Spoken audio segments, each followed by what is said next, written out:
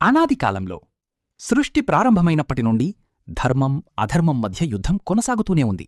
ప్రతి యుగంలో కూడా భూమిపై పాపాలు పెరిగినప్పుడు దేవతలు పరమాత్మను ప్రార్థిస్తారు. అలా ఒకసారి భూమాత తన బాధను తట్టుకోలేక దేవతలతో కలసి శ్రీ మహావిష్ణువును ఆశ్రయించింది. ప్రభూ, భూమిపై పాపాలు అధికమయ్యాయి, ప్రజలు ధర్మాన్ని మరిచిపోయారు, మమ్మల్ని రక్షించండి అని వేడుకుంది. ఆ వేడుక విన్న విష్ణువు చిరునవ్వుతో ఇలా అన్నాడు: కలియుగంలో నేను భూమిపై అవతరించి భక్తులను రక్షిస్తాను. ఒకసారి మహర్షులు ఒక సందేహంతో కూడి ఉన్నారు. త్రిమూర్తుల్లో ఎవరు శ్రేష్ఠుడు?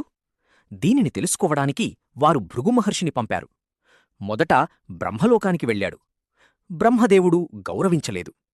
తర్వాత శివలోకానికి వెళ్ళాడు. శివుడు కోపంతో స్పందించాడు. చివరగా విష్ణులోకానికి వెళ్ళాడు. అక్కడ విష్ణువు యోగనిద్రలో ఉన్నాడు. భృగు మహర్షి కోపంతో విష్ణువు ఛాతిపై కాలు వేశాడు. అప్పుడు కూడా విష్ణువు కోపపడలేదు. కాని ఈ ఘటనను చూసి లక్ష్మీదేవికు చాలా కోపం వచ్చింది.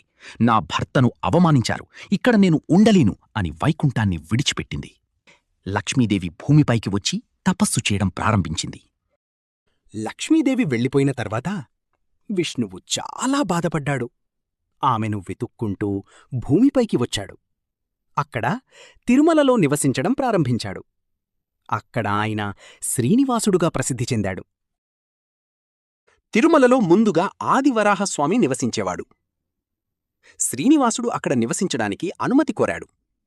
వరాహస్వామి ఇలా అన్నాడు: ముందుగా నన్ను పూజించిన తర్వాతే నీ దర్శనముండాలి. అందుకే ఇప్పటికీ తిరుమలలో ముందుగా వరాహస్వామిని దర్శిస్తారు. శ్రీనివాసుడు అడవుల్లో జీవిస్తూ ఒక గోపాలుడిగా జీవించాడు.